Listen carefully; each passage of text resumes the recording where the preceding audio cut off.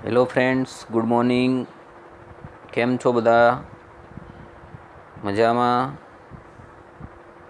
હવે આજે આપણે 11 કોમર્સ ગુજરાતી મીડિયમ સબ્જેક્ટ એકાઉન્ટની અંદર ઘસારાના હિસાબો એના લગતા રિવિઝનના પિરિયડમાં પ્રશ્ન 5નો ચોથો દાખલો જોવાનો છે. તો સંકલ્પ ઇન્ટરનેશનલ સ્કૂલ નિકોલ તરફથી આપ સર્વ વિદ્યાર્થીઓનું ઓનલાઈન એજ્યુકેશનમાં હાર્દિક સ્વાગત કરું છું. તો ઘસારાના હિસાબો એને લગતી માહિતી નેક્સ્ટ આગળના 2 પિરિયડો જે આપણે જોયા એમાં પણ મેં તમને 2 દાખલાઓનો પરિચય આપ્યો હતો. આજે આપણે ત્યાર પછીનો કોઈ દાખલો જે છે એનો પરિચય મેળવવાનો છે. તો દાખલા નંબર 4ની અંદર જે માહિતીઓ આપેલી છે એને આપણે ધ્યાનથી પહેલાં જોઈએ. કૌશિક કોર્પોરેશને તારીખ 1/4/12ના રોજ ₹1,24,000નું એક યંત્ર ખરીદ્યું. આ યંત્રને લાવવાનો અને ગોઠવવાનો ખર્ચ ₹16,000 થયો અને ઉપયોગમાં લાવતા પહેલાં ₹20,000નો સમારકામ ખર્ચ થયો. 1/10/13ના રોજ બીજું નવું યંત્ર 1,36,000માં ખરીદ્યું, જેને ગોઠવવાનો ખર્ચ 8,000 થયો. હવે પ્રથમ ખરીદેલ યંત્ર 30/9/14ના રોજ તેની ચોપડી કિંમત પર 40% નુકસાનથી વેચી દેવામાં આવ્યું. તારીખ 31/3/15 સુધીનું યંત્ર ખાતું તૈયાર કરો. વાર્ષિક હિસાબોમાં અસર દર્શાવવાનું કહ્યું છે. કંપની યંત્રો પર દર વર્ષે 10% લેખે સીધી લીટીની પદ્ધતિએ ઘસારો ગણે છે. આવી માહિતી આપણને આપેલી છે. તો અહીંયા તમે સર્વપ્રથમ જોઈ શકો છો કે જે યંત્ર ખરીદાયું છે એ અહીંયા અલગ અલગ 2 યંત્રો આપેલા છે. કેટલા આપેલા છે? 2. પહેલું યંત્ર 1/4/12ના રોજ ખરીદ્યું છે. એની ખરીદ કિંમત આપણને આપેલી છે 1,24,000. અન્ય ખર્ચ 16,000 અને 20,000 આપેલો છે. રકમમાં તમે જોશો એટલે તમને ખબર પડશે. એટલે પહેલાં યંત્રની પડતર કિંમત તમને મળી ₹1,60,000. કેટલી મળી? 1,60,000. તો દર વર્ષે પ્રથમ યંત્ર પર 10% લેખે તમે ઘસારો ગણશો એટલે ₹16,000 થશે. કેટલો થશે? 16,000. એવી જ રીતે 1/10/13ના રોજ બીજું યંત્ર ખરીદ્યું. એની ખરીદ કિંમત હતી 1,36,000. અન્ય ખર્ચ તમને ₹8,000 આપેલો છે. એ તમે ઉમેરશો તો એની પડતર કિંમત થશે 1,44,000. એટલે પહેલાં યંત્રની પડતર કિંમત 1,60,000 મળી. બીજા યંત્રની પડતર કિંમત મળી 1,44,000. હવે એનો તમે ઘસારો જોશો તો બીજા યંત્રનો ઘસારો વર્ષનો થશે, બરાબર, એ થશે ₹14,400. તો પહેલાં યંત્રનો 16,000 થયો હતો, બીજાનો થાય 14,400. હવે આ યંત્ર 1/10/13એ ખરીદ્યું છે એટલે 1/10/13થી 31/3/14 સુધીનો પહેલાં વર્ષે 6 માસનો ઘસારો ગણાશે. એટલે 6 માસનો ઘસારો થશે 7200. 14,400 આખા વર્ષનો ઘસારો, એને ગુણ્યા 6/12 કરો એટલે તમને અડધું વર્ષ એટલે કે 6 માસનો ઘસારો મળી જશે.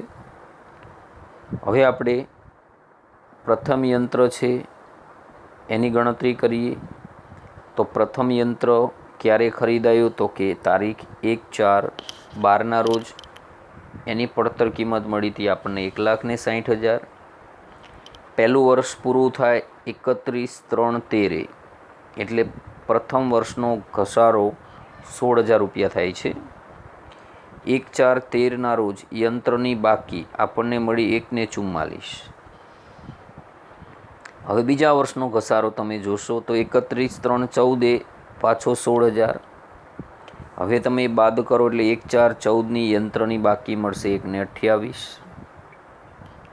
હવે આ યંત્ર 30/9 વેચાઈ જાય છે. જો તમને આગળ માહિતીમાં આપેલું છે 30/9 તમે યંત્ર વેચો તો અડધું વર્ષ એટલે કે 1/4/14થી 30/9/14 એટલો સમયગાળો તમે ગણો, બરાબર, એટલે 6 માસ થાય. એટલે આ વર્ષે યંત્ર 6 મહિના વાપરી પછી વેચ્યું તો 6 માસનો ઘસારો 8,000 રૂપિયા થશે. એ તમે બાદ કરો એટલે 30/9 યંત્રની ચોપડી કિંમત કેટલી બચી? 1,20,000 રૂપિયા. હવે એ યંત્ર 40% નુકસાનથી વેચ્યું તો તમે 1,20,000ના 40% કરશો તો નુકસાન ગયું એ રકમ આપણને મળી 48,000 રૂપિયા. હવે યંત્રની વેચાણ કિંમત મળી આપણને કેટલી? 72,000 રૂપિયા. તો આ પ્રથમ યંત્રની આખી આપણે ગણતરી કરી. હવે તમે આગળ યંત્ર ખાતું જુઓ એટલે તમને ખબર પડશે કે યંત્ર ખાતામાં એ રકમની ગોઠવણી આપણે કઈ રીતે કરવી, બરાબર. તો યંત્ર ખાતાની અંદર આપણે ડાયરેક્ટ ખતવણી કરવાની છે. અહીંયા તો 1/4/12ના રોજ યંત્ર ખરીદ્યું હતું એ 1,24,000નું હતું અને અન્ય ખર્ચ જે તમને 16,000 અને 20,000 આપેલો હતો એ અન્ય ખર્ચ રોકડમાં ચૂકવાય. એટલે દર વખતે યંત્ર ખરીદાય એની આપણે આમ નોંધ બોલતા યંત્ર ખાતે ઉધાર. એટલે આપણે યંત્ર ખાતામાં ઉધાર બાજુ ખતવણી કરી, તે બેંક ખાતે, તે રોકડ ખાતે. તો આ બે ખાતા જે જમા થાય છે એ વિગતમાં લખ્યા 1/4/12ના રોજ. એની બંનેની રકમ આપણે લખી 1,24,000 અને 36,000.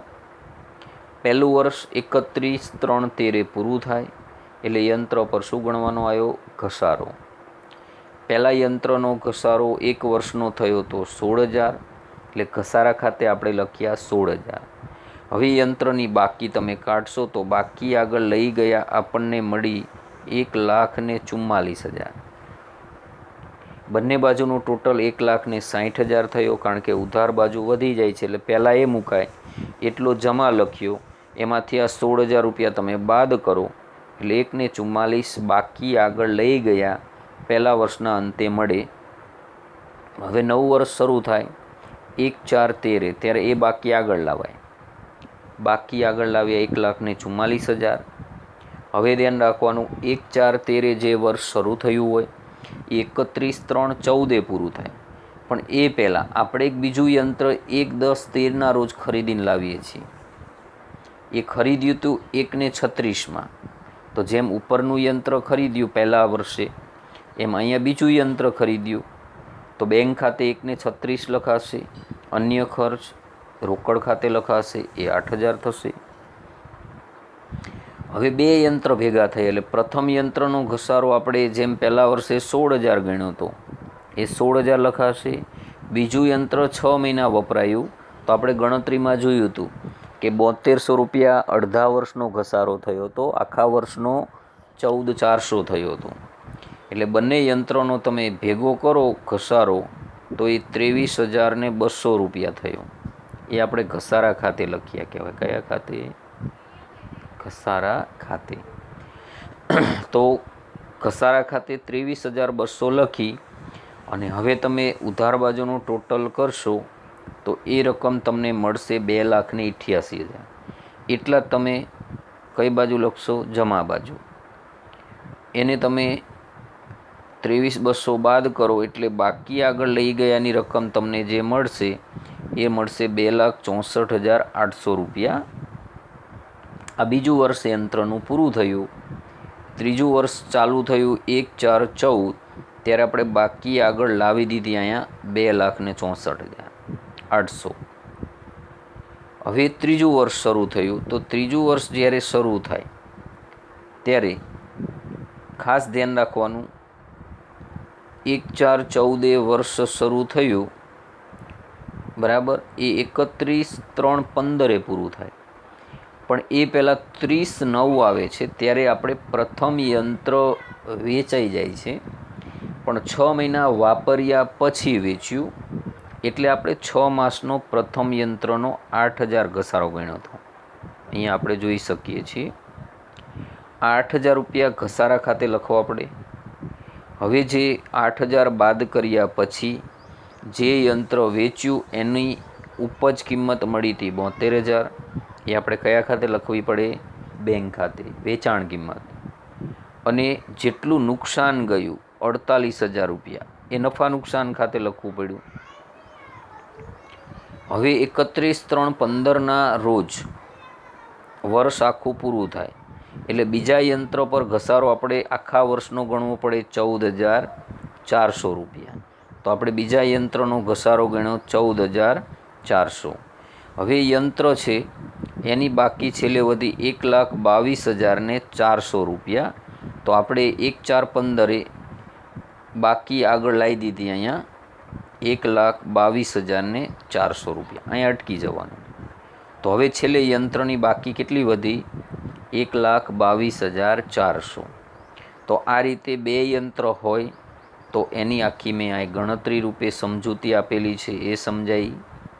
ફરી વખત થોડું સમજી લો હજી તો તમને દાખલામાં જે યંત્ર ખરીદ્યું એની પડતર કિંમત આપેલી નથી, પણ ખરીદ કિંમત અને અન્ય ખર્ચ આપ્યા હતા, બંનેનો ટોટલ કર્યો એટલે પડતર કિંમત મળી. એનો ઘસારો ગણ્યો એક વર્ષનો, સરખા હપ્તાની પદ્ધતિ એટલે દરેક વર્ષે સરખો ઘસારો ગણાય. બીજું યંત્ર ખરીદ્યું 1,36, એની અન્ય માહિતી આપી હતી ખર્ચની 8,000, એની પડતર થઈ 1,44 એટલે એનો આખા વર્ષનો ઘસારો 14,400 થાય. પણ પ્રથમ વર્ષે 6 મહિના જ વપરાયું એટલે 7200 ઘસારો ગણ્યો. પછી યંત્ર વેચાય છે તો એને લગતી સમજૂતી આખી અહીંયા આપણે ગણતરી કરી અને જોઈ હતી. તો આ રીતે તમે એક પછી એક માહિતી કઈ રીતે ગણાય એની સમજૂતી અહીં મેળવી શકો છો. તો 1,60,000નું યંત્ર સળંગ 2 વર્ષ વપરાયું તો 2 વખત આપણે 16,000 બાદ કર્યા. પછી ત્રીજા વર્ષે 6 મહિના વપરાયું તો 8,000 બાદ કર્યા એ ઘસારો. બાકી વધી એની 1,20, 48,000 નુકસાન ગયું, 72,000માં વેચી દીધું. એના ઉપરથી આપણે મનમાં આમનોંધ બોલી અને યંત્ર ખાતામાં એની શું કરી? ખતવણી. તો અહીં આખું યંત્ર ખાતું કઈ રીતે તૈયાર થયું એની પણ સમજૂતી તમને આપેલી છે. તો પહેલાં એક વર્ષની તો આમનોંધ અને ખતવણી સામાન્ય છે. બીજા વર્ષે ખાલી નવું યંત્ર આવે છે એની ખતવણી વધી તો બે યંત્રના એક ઘસારા તમને કઈ રીતે ગણ્યા એની માહિતી આપી છે. એની બાકી છેલ્લે વધી આગળ લાવી દીધી. પછી જે આખી માહિતી ત્રીજા વર્ષની છે એમાં બંને યંત્રના ઘસારા 8,000. પહેલું યંત્ર વેચાય છે એની 72,000માં વેચ્યું, 48,000 નુકસાન ગયું, અને પછી બીજા યંત્રનો 14,400 ઘસારો ગણ્યો એટલે છેલ્લે 1,22,400 રૂપિયા યંત્રની શું વધી? બાકી. તો આ રીતે તમને દરેક માહિતી કઈ રીતે યંત્ર ખાતામાં લખાય, કઈ રીતે એની સમજૂતી ગણતરી રૂપે કરવી એ આખા દાખલાની સમજૂતી આમાં આપી છે. તો મેઇન 3 દાખલા જે મેં 3 લેક્ચરમાં સમજાયા છે એને ગણવાનો પ્રયત્ન કરશો તો ઓટોમેટિક તમને આખું ઘસારાનું ચેપ્ટર આવડશે. તો બધા જ વિદ્યાર્થીઓ પાસેથી હું અપેક્ષા રાખું છું કે દરેક સ્ટુડન્ટ કમસે કમ એક વખત દાખલો સમજે, ફરી નોટબુકમાં ગણો, ન સમજાય તો ફરી અમને પૂછો. રિવિઝન જેટલું તમે કરશો એટલો તમને વધારે લાભ થશે. તો આ રીતે આપણે ઘસારાનું ચેપ્ટર ગણ્યું છે એને લગતા ઉદાહરણના દાખલા તમે ગણવાનો પ્રયત્ન કરજો. જ્યાં સુધી તમે સ્વપ્રયત્ન નહીં કરો ત્યાં સુધી તમને ખબર નહીં પડે કે આપણને શું આવડે છે અને શું નથી આવડતું. તો દરેક વિદ્યાર્થી મિત્રો પાસે હું અપેક્ષા રાખું છું કે દરેક મિત્રો ધ્યાનથી દરેક દાખલાઓને સમજશે, એને ગણવાનો પ્રયત્ન કરશે અને નોટબુકમાં લખશે. તો આજે આપણે અહીંયા લેક્ચર પૂરો કરીએ છીએ. અસ્તુ.